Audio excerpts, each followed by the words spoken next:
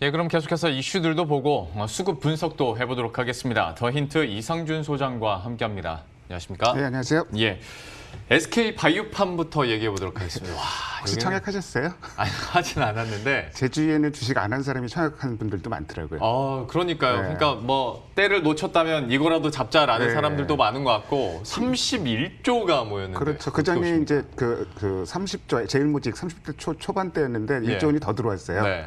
뭐 주변에서 보면은 태어나서 처음으로 마이너스 통장을 만들었다느니 뭐 별의별 얘기들이 많습니다. 네. 수요 예측, 기관 소요 예측부터 그 경쟁률이 사상 최고 기록하면서 어느 정도 그렇죠. 예측은 됐었는데요. 공모가 밴드가 36,000원에서 49,000원. 근데 상단을 기록했는데도 이것도 싸다예요. 지금 그러면서 어마어마하게 돈들이 몰려갔습니다. 근데 돈들이 몰렸다는 얘기는 내가 받을 주식이 적다는 얘기죠. 그렇죠. 오늘 네. 뭐 그 단적인 예가 나왔는데 1억 원 넣고 130주 받았다. 130주면은 그 공모가 기준으로 한 640만 원 정도 되더라고요. 정말 얼마 못 받은 거죠. 그럼 돈이 왜 이렇게 몰렸느냐? SK 바이오팜이라는 회사는 검증이 된 회사예요. 네. 그러니까 뭐 바이오 회사들이 그 임상, 일상 들어간다고만 해도 회조고 이상 들어갔다 그러면은 뭐 어마어마하게 호재를 보는데 이 회사는 임상을 다 끝내고 신약도 그 개발을 해서 FDA 승인을 받은 상태거든요. 네. 그러니까 리스크가 없다는 얘기죠. 그리고 삼성 바이오로직스가 지금 상장됐을 때 가격에 비해서 지금 5.7배 올라 있는데 근데 상장됐을 때는 그 돈도 못 버는 상황이었어요. 맞아요. 예. 그리고 그런 걸 삼성 바이오로직스는 위탁 생산하는 업체였고 네. 어떻게 보면 제조 베이스거든요. 그거랑은 성장성에서 일단 뭐 기대가 틀리다. 또 한 가지 생각할 수 있는 부분은 돈이 31조가 몰렸는데 앞으로 그 상장 이후에도 굉장히 각광받지 않겠느냐. 네. 유동성이 넘쳐나잖아요. 네. 그래서 이제 최상의 시나리오를 얘기를 하면은 보통 이제 그 시초가 그 결정되는 게 그 전에 쭉 호가를 받으면서 공모가의 90%에서 200% 사이에서 받아요. 네. 만약에 200%로 딱 그 시초가가 결정되고 거기서 상한가를 기록했을 경우에는 주가가 12만 7천 원까지 갑니다. 네. 무려 공모가의 2.6배까지 가는데 예. 전혀 불가능한 시나리오라고 보지는 않아요. 가능성도 어느 정도 있다고 보여집니다. 예.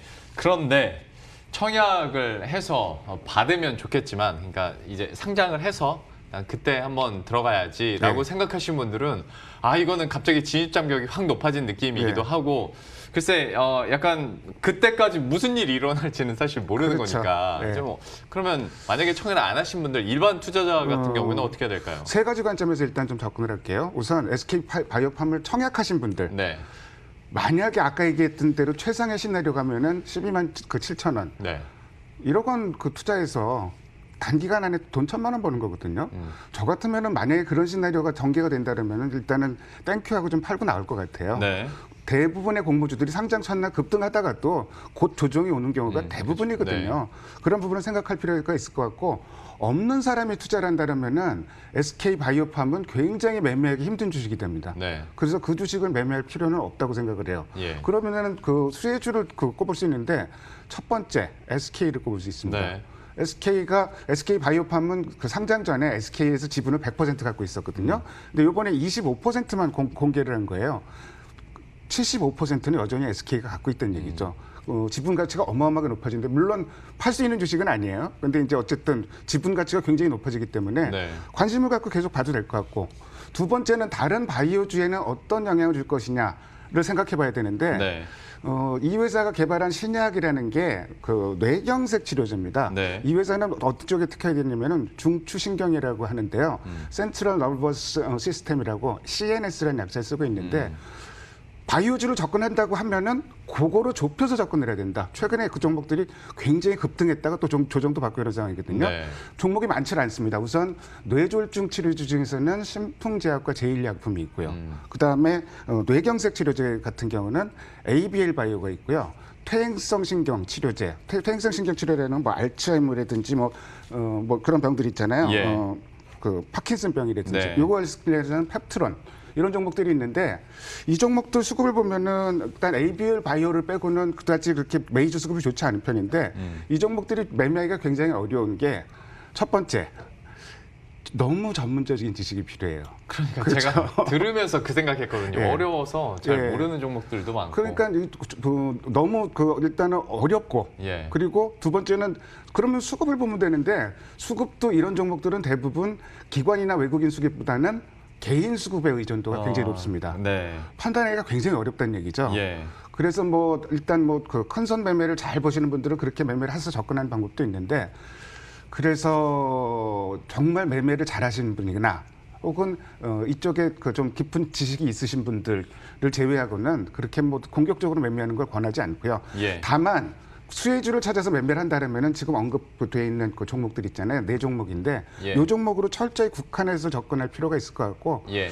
이 중에서 끼가 제일 많은 종목, 즉 올라갈 때 화끈하게 올라가는 종목이 ABL 바이오 같은 종목이 좀 끼가 많은 종목인 것 같습니다. 예, ABL 바이오 얘기를 해주셨고, 그런데 지금 방금 전에 나왔던 것처럼 진짜 어떤 외국인과 기관이 끌고 가는 종목이라기보다는 예. 개인들의 수급과 또 예. 러브콜로 그리고 하다 바이오주는 보니까. 사실 너무 어려워요. 네. 저 친구 의사 출신 그 전문 투자자가 있는데 네.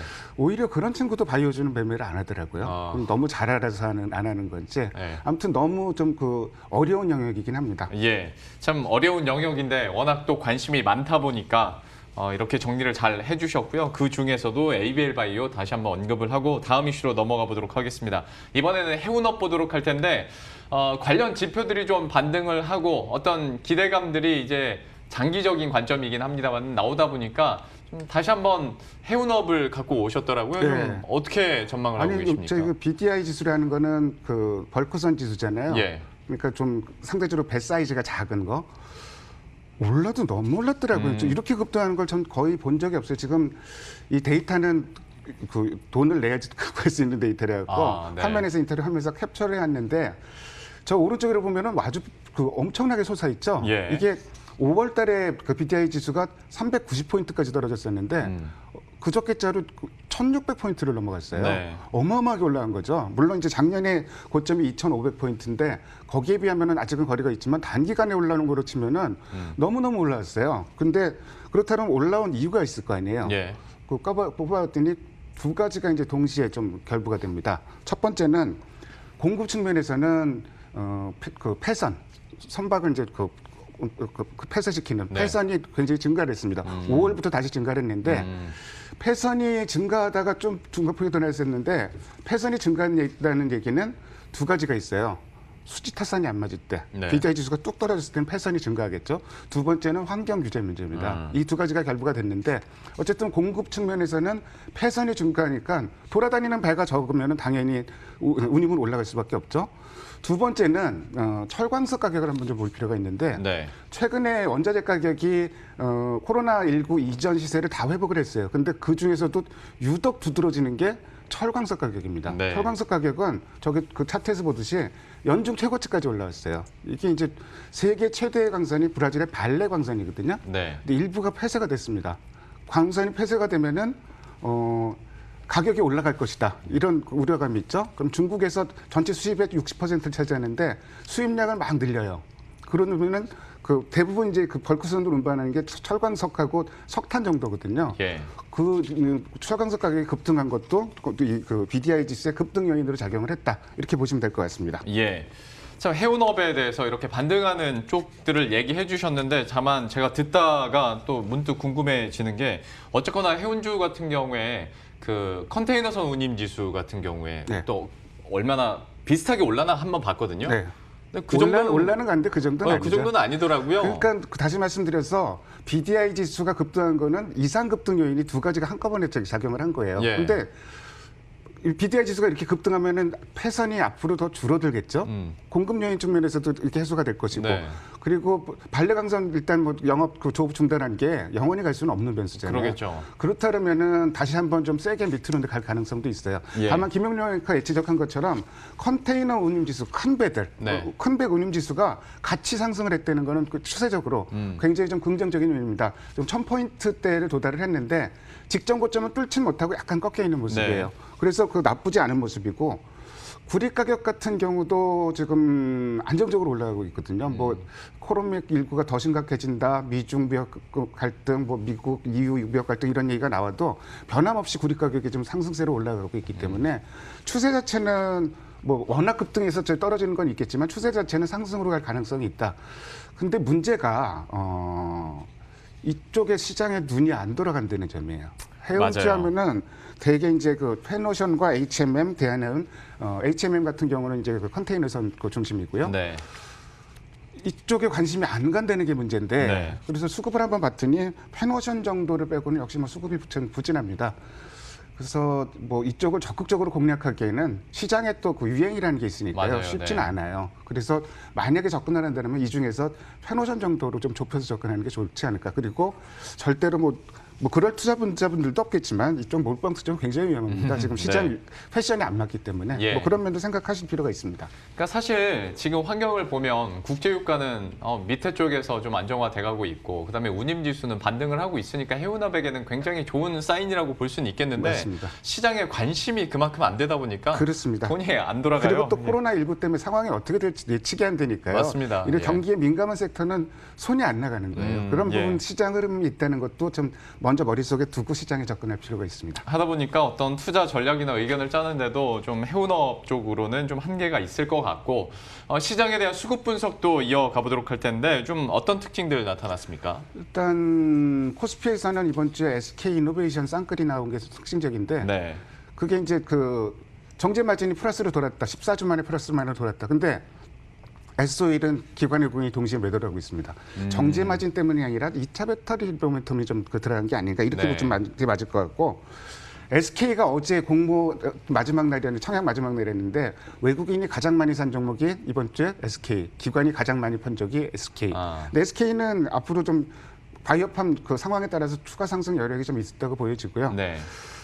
코스닥에서는 쌍끌이 매수 종목이 상당히 많이 눈에 띕니다. 뭐 아프리카 TV, 시젠, 솔브렌 홀딩스, 원익 IPS 이런 종목들 특히 수급 주체 중에서 그 코스피는 모든 주체가 주식을 팔고 있는데 네. 코스닥은 보험하고 연기금 등에서 6월 중순부터 꾸준히 사고 있다는 거. 그래서 보험하고 연기금 등 매수를 좀 주목할 필요가 있다 이 말씀드립니다. 예, 이렇게 수급 특징주들까지 한번 살펴봤고요. 현 시점 마지막 투자 전략 좀 들어보도록 하겠습니다. 악재 나와도 시장이 하방은 어느 정도 방어가 돼요. 네. 근데 안 빠지는 시장이 좋은 시장은 아닙니다. 특히 지금 쏠림 현상이 너무 심화돼 있고 우리가 그 속칭하는 표현으로 느낌적인 표현으로 이런 얘기들을 많이 합니다. 좀 시세가 늙어간다, 시장이 지쳤다, 좀 약간 그런 국면이 아닌가. 순환매가 지금 활발하게 돌 상황도 아니고 그러면은 어느 정도는 좀 그 비중을 줄여놓고 포트폴리오도 조정하고 다음 어떤 그 랠리를 좀 그 기다리는 전략이 어떨까 이런 전략을 제시해드립니다. 예, 현 시점에서의 투자 전략까지 이렇게 들어봤습니다. 더 힌트 이상준 소장과 함께했습니다. 고맙습니다. 네, 감사합니다.